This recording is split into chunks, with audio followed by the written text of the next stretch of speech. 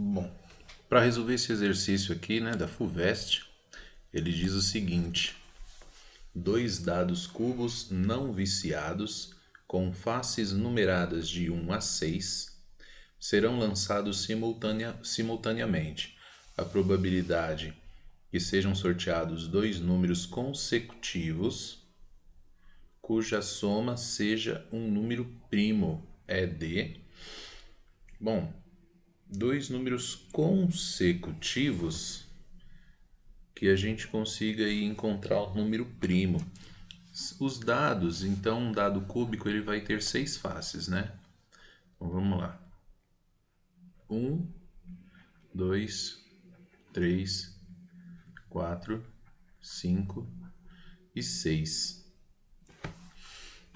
Eu vou lançar dois simultaneamente, então eu vou dar uma olhada nos dois resultados. Então teria um próximo aqui, na verdade, né? 1, 2, 3, 4, 5, 6. É como se eu falasse que esse é o dado A e esse é o B. Então esse é o espaço amostral do primeiro, esse é o espaço amostral do segundo. Aí ele diz que a soma dos números tem que dar um número primo. Eu tenho que saber que o número primo ele é divisível por 1 e por ele mesmo, né? Então eu posso falar o seguinte, ó. Se saísse, por exemplo, 1 e 1, se saísse 1 e 1, me daria um 2. 2 e 2 aqui já me dá um 4. 3 e 3 me dá um 6 e assim por diante.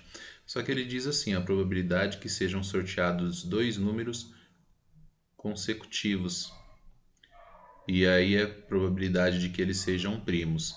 Então eu tenho que pensar assim, se sair 1 no primeiro, eu teria que ter 2 no segundo, que me resultaria em 3, né? A soma é primo. Se saísse 2 mais, por exemplo, 2 mais 2 me dá 4, que não é primo. 2 mais 3,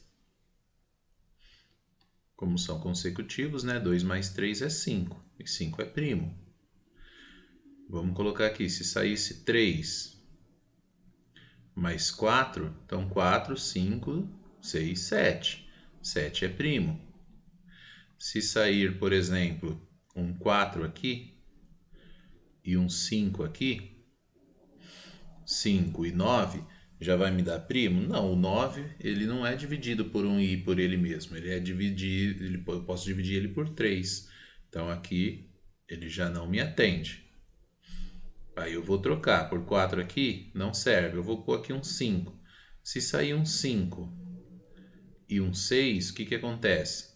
5 e 6 dá 11. E ele é primo. Então, a princípio, eu tenho aqui 4 possibilidades, né? 4 possibilidades.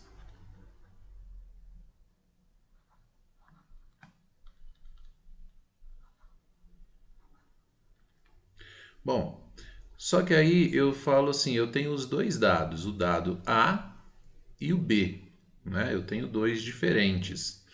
Eu jogo eles simultaneamente. Na medida que pode acontecer 1 e 2, que me resulta em 3, também pode acontecer, aqui eu estou chamando esse de dado A e esse aqui de dado B. Também poderia acontecer ao contrário, 2 e 3. 2 no A e, aliás, 2 no A e 1 no B para me resultar em 3. Então, essas 4 possibilidades aqui, eu poderia dizer que elas se transformariam em duas, né? Ao passo que aconteceu aqui 5 no dado A e 6 no dado B, poderia ter acontecido ao contrário, 6 em A e 5 em B. Me resultaria no 11 do mesmo jeito. Então pode acontecer 4 possibilidades, né? Dessa forma, e mais 4 possibilidades se o resultado fosse invertido. Então eu tenho mais 4 possibilidades, que me dá um total de 8. E quanto é o espaço amostral? Pode acontecer 6 possibilidades diferentes no primeiro dado e 6 possibilidades diferentes no segundo, que me dá aqui o princípio multiplicativo, né? 6 vezes 6 eu tenho um total de 36 possibilidades e eu tenho um total de 8 casos que são favoráveis para mim. Então, 8 sobre 36. Vou simplificar a fração, ó. 2 aqui e 2 aqui. 8 dividido por 2 dá 4. 36, quando eu dividir por 2, vai me dar um 18 aqui. Ainda consigo dividir por 2, né? 4 dividido por 2 me resulta em 2. 18 dividido por 2 me resulta em 9. Cheguei numa fração irredutível, 2 sobre 9. Alternativa A.